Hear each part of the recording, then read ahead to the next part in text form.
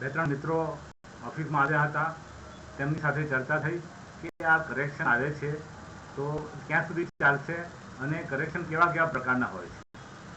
તો correction mainly બે પ્રકારના હોય છે, એક પ્રાઇસ કરેક્શન અને બીજું ટાઈમ કરેક્શન. તો આપણે છેલ્લા 40 વર્ષની વાત કરીએ તો સૌથી પહેલું બજારમાં તેજી 1992માં હર્ષદ મહેતા સ્કેમ વખતે થઈ હતી. તે વખતે નિફ્ટી તો હતી નહીં, સેન્સેક્સ અરાઉન્ડ 4500 સુધી ગયો હતો. ત્યાર પછી કરેક્ટ થઈને અરાઉન્ડ 3000 સુધી આવી ગયેલો. ત્યાર પછી ફરીથી તેજી 2000ની સાલમાં બની હતી કે જ્યારે કેતન પારેખનું બબલ આવ્યું હતું. આઈટી સેક્ટરની કંપનીઓના શેર્સના ભાવ વધ્યા હતા, બાકીની બધી ઓલ્ડ ઇકોનોમી સ્ટોકના ભાવ બહુ તૂટી ગયા હતા. આ એક બીજું કરેક્શન હતું. ત્રીજું કરેક્શન આપણે જોવા મળ્યું 2008માં. લેમેન બ્રધર્સની ક્રાઇસિસ આવી હતી અમેરિકાના કારણથી ઓલ ઓવર વર્લ્ડના માર્કેટો ઘટ્યા હતા. એમાં આપણું ઇન્ડિયન માર્કેટ પણ અરાઉન્ડ 63% જેવું તૂટી ગયું હતું. તો આ મેજર કરેક્શન છે અને એ કરેક્શન ચાલ્યું હતું અરાઉન્ડ 2 વર્ષ જેવું.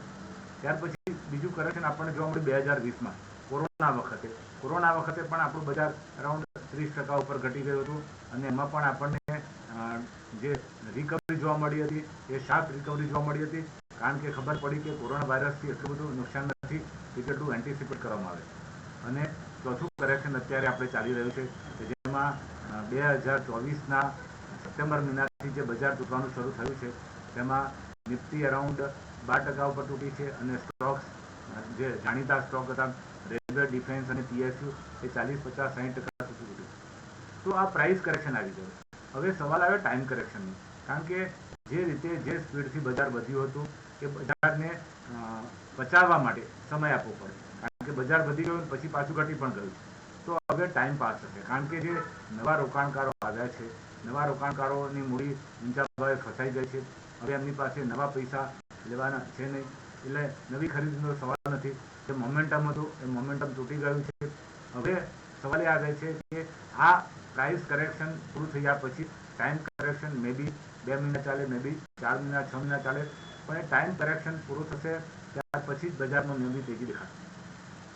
હવે તેજીના કારણો કયા આવી શકે? હવે કારણ કે ઇલેક્શન યુએસનું પતી ગયું છે, આપણું બજેટ પણ પતી ગયું છે. હવે તેજી માટેના કારણો આવશે એપ્રિલ મહિનાના એન્ડ પછી, કે જ્યારે વરસાદનો વર્તારો ચાલુ થશે. મે મહિનામાં આગાહી આવશે કે આપણા દેશનો કેવો વરસાદ પડશે.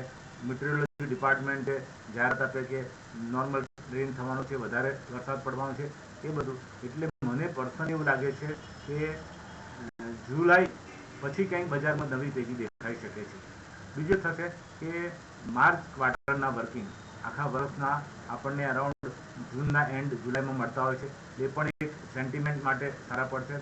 એટલે અત્યારે જે બજાર પસાર થઈ રહ્યું છે એ ટાઈમ કરેક્શનમાંથી પસાર થઈ રહ્યું છે. માર્કેટમાં પ્રાઇસ અથડાયા કરે છે, ઉપર જતું નથી, નીચે જતું નથી અને રેન્જ બાઉન્ડ રમ્યા કરે છે. નિફ્ટીમાં પણ આપણે જોઈએ તો 22,800નું સપોર્ટ લેવલ છે અને 23,200-300નું રેઝિસ્ટન્સ લેવલ છે. આ લેવલ પર 2-3 વખત આવે છે, નીચે જાય છે, ઉપર જાય છે. એમ ટાઈમ કરેક્શનમાંથી બજાર પસાર થઈ રહ્યું છે. એટલે જે વ્યક્તિઓ પાસે ધીરજ હોય 6 મહિના, 8 મહિના, વર્ષ ઉપરની, એ લોકોએ ટુકડે ટુકડે સારી ક્વોલિટી કંપનીના સ્ટોક્સ ખરીદવા જોઈએ.